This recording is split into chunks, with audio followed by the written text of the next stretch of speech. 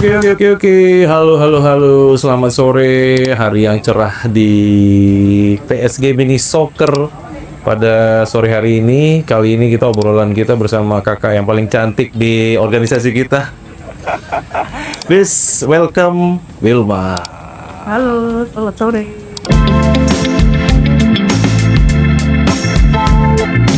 Oke, Mbak Wilma, gimana? Boleh memperkenalkan dirinya dong? Boleh. Oleh pastinya.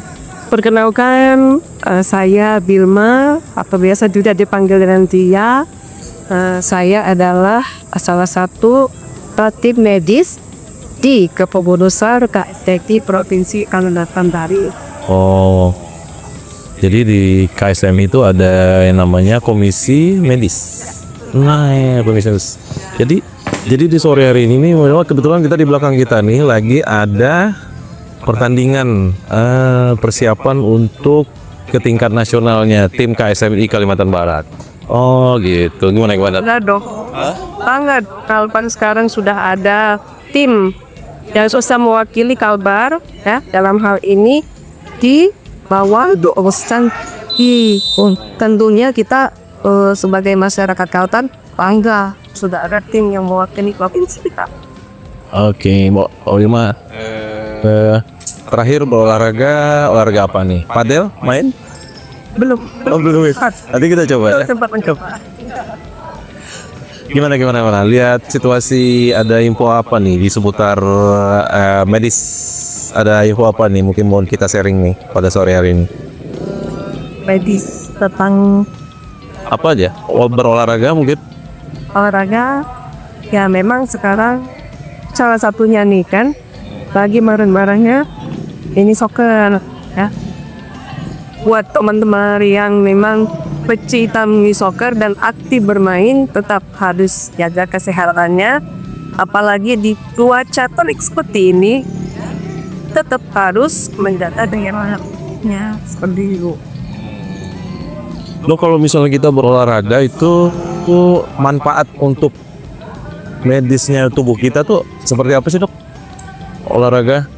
Olahraga ini kita dulu kebutuhan olahraganya yang jelas disesuaikan dengan kapasitas tubuh masing-masing dan masing-masing individu itulah yang paham terhadap kapasitas tubuh.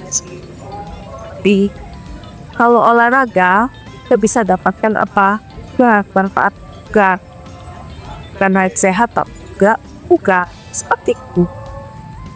Salah satunya yang satunya ada di belakang saya yaitu Soccer.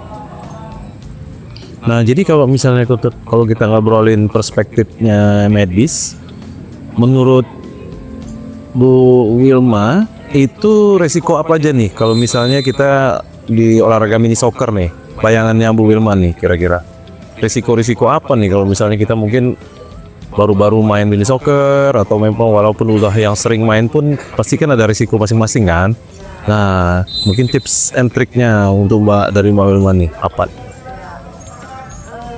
Olahraga mini soccer sama akan yang lainnya dapat bisa menyebabkan cedera. Namun dalam hal mini soccer bisa terjadi misalnya cedera akibat senggol, benturan, kan?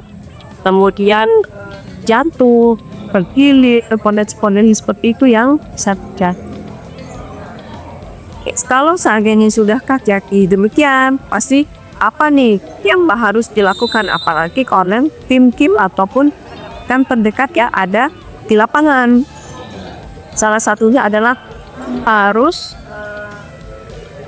terlebih dahulu kita cek dulu gini, yang bagian yang terkena organ mana, kira apakah tangan, apakah organ kaki ya, karena tidak semua penanganan itu dapat ditahan secara tepat.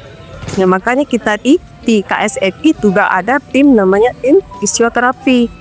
Namun yang hal utama kalau ada cedera, contohnya cedera di kaki, kita harus perhatikan dulu arah cederanya, posisinya seperti apa. Kemudian kita pakai apa? Pembebatan apa bisa kan tuban kakinya. Memang kan kemarin saya ada lihat kejadian lah ya, misalnya dia kadang-kadang kita kalau bermain olahraga atau mini soccer atau apapun olahraganya, di dalam gimana cara kita mendeteksi tubuh kita ini kan pasti ada limitnya ya. Nah itu gimana tuh, merasakan pernah ini nggak ada info apa nih ya? Nah, mungkin maksudnya kalau seandainya kita terlalu fokusir berolahraga ataupun dalam keadaan David, apakah saya layak untuk meneruskan kegiatan olahraga? Dan yang paling utama itu mungkin kadang-kadang kita tidak menyadari kondisi tubuh kita kan. Nah itu biasa ada sinyal-sinyal tertentu nggak dari tubuh kita tuh pada umumnya, misalnya yang kita rasain. Tuh.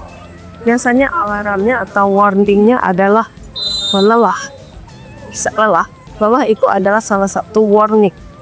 Lelah disertai dengan kelemahan otot badan, kemudian bisa terjadi juga dengan peningkatan suhu tubuh, demam.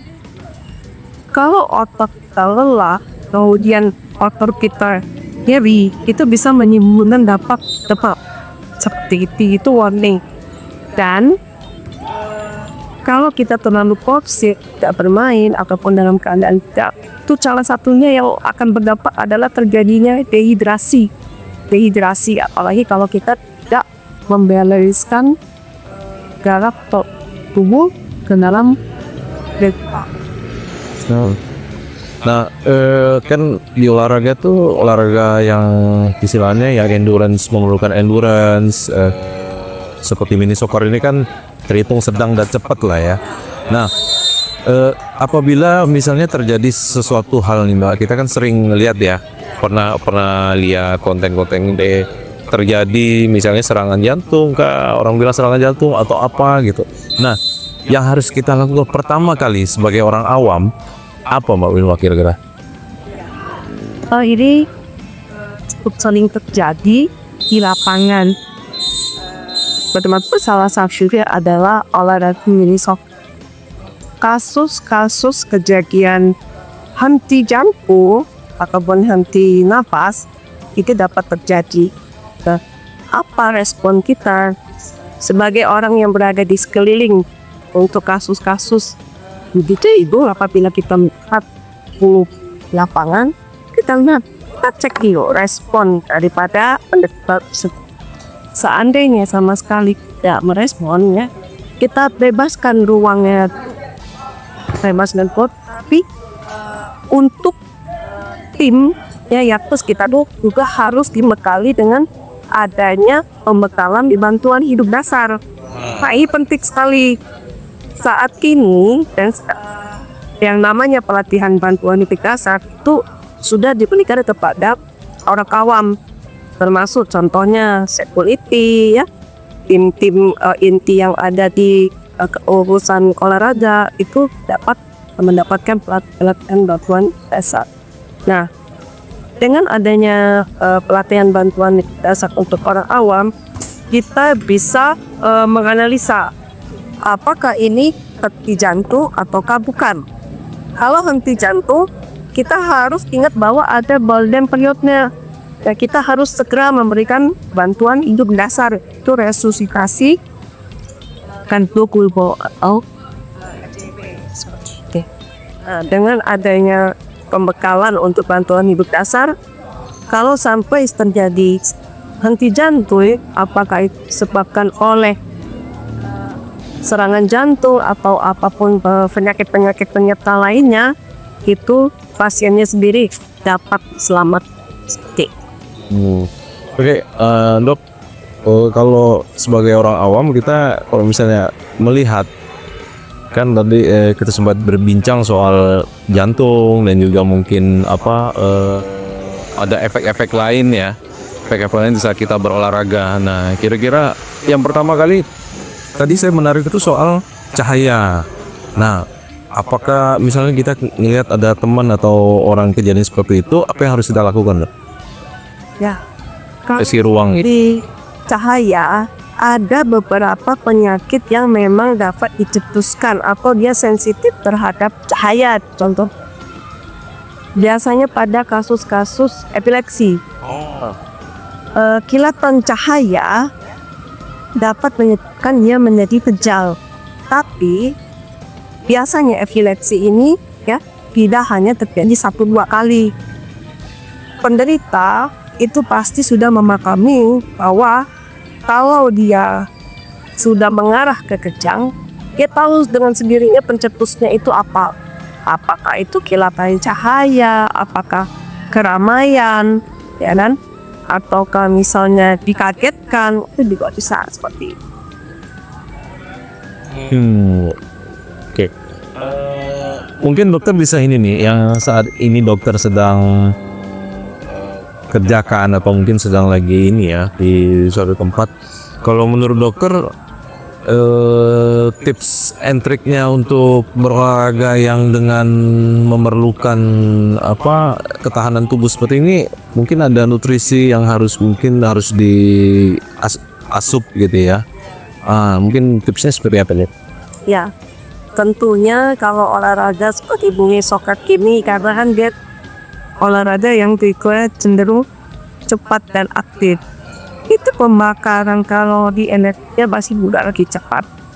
Kalau nutrisi memang untuk ketahanan selama dia bersaing pasti diperlukan pemakanan atau minuman yang tinggi energi, tinggi kalori, tinggi protein.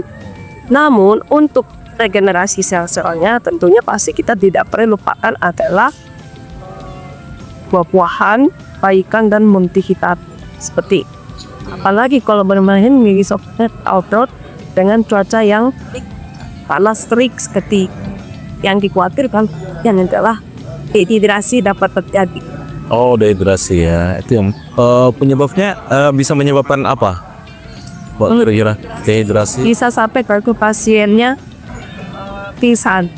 Nah, awal mula dehidrasi tentunya dia lemas, tipisnya volume urinnya sedikit, karena tidak banyak asupan yang masuk seperti itu. Sehingga apa yang dikeluarkan melalui keringat, melalui kalori juga harus dikembalikan lebih banyak lagi. Oke. Kalau kita mungkin boleh ke ini nggak dok? Kalau misalnya kayak di cuaca panas, apakah dengan intensitas olahraga seperti ini nih, apa aja yang perlu disiapin dok kira-kira? Kalau misalnya mainnya sore atau malam itu jam-jam untuk berolahraga tuh saran dokter seperti apa? Tentunya yang pertama kali adalah asupan minuman kan. Kemudian kita juga pilih-pilih outfit yang akan kita pakai, jangan sampai itu malah membuat kondisi badan kita, keringat kita di situ nggak keluar. Kan pada saat bermain jadinya itu lebih membuat lebih menyulitkan pemain untuk leluasa bergerak. Pertama nih minumannya. Asupan minuman ya harus yang sampai dehidrasi lah ya. Ya, tuh. Kemudian kalau memang rasa badannya sudah tidak fit ya juga paksakan ataupun bermainnya itu opsir. Oke. Menurut Bu Dokter, mini soccer tuh olahraga yang seperti apa sih dok? Kira-kira? Menurut dokter ya? Mini soccer ini kan memang lagi dingin-dinginnya. Mini soccer ini unik kalau menurut saya. Menurut saya unik walaupun sebenarnya mini soccer ini hal yang baru. Yang sebelumnya saya memang bukan pencinta apapun itu seperti mini soccer, futsal atau sepak bola tidak.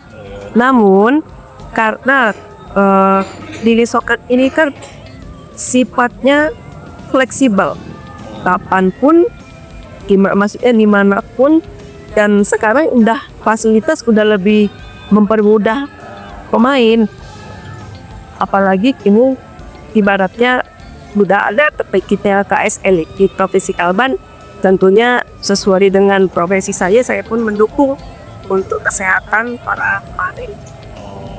Oke dok, peralatan yang paling sederhana kalau yang dokter lihat di suatu tempat mini soccer tuh apa aja nih? Misalnya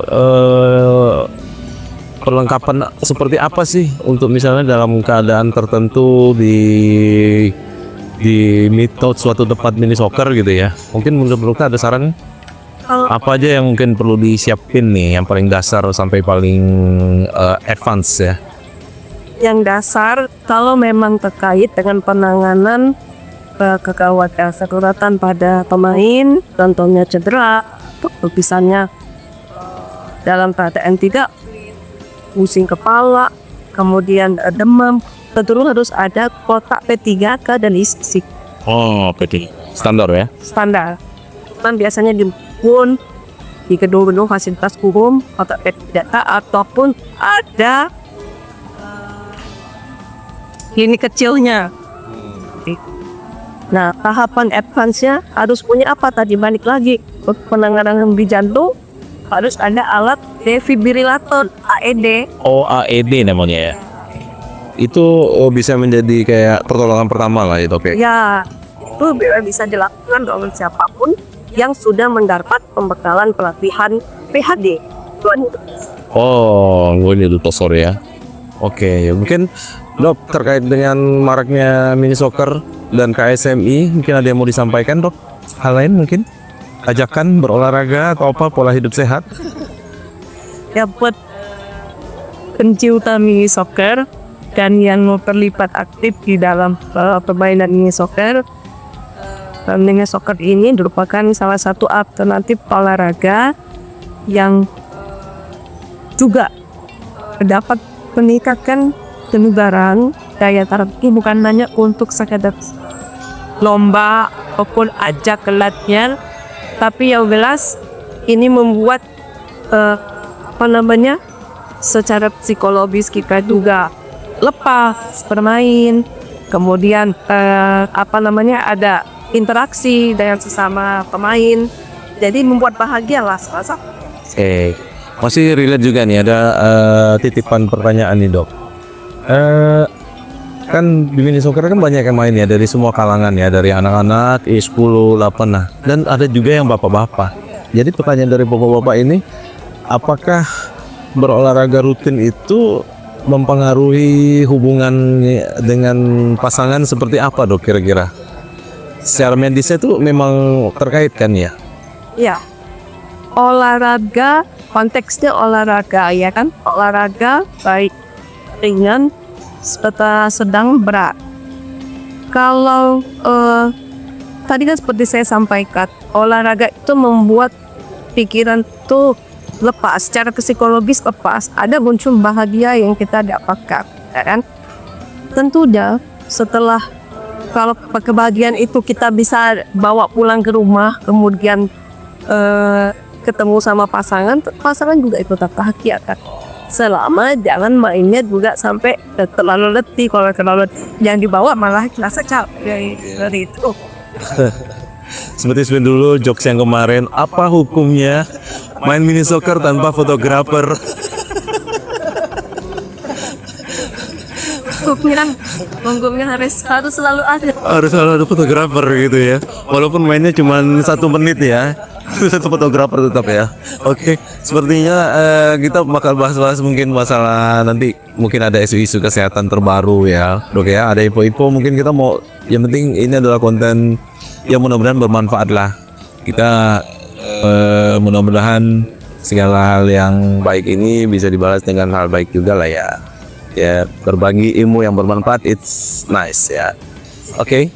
Mungkin itu aja yang bisa saya sampaikan. Nanti kita ada isu-isu kesehatan terbaru, mungkin kita akan tanya-tanya sama beliau nih, orang yang berkompeten dan ahlinya di sini. Padahal dia memang dokter asli ya.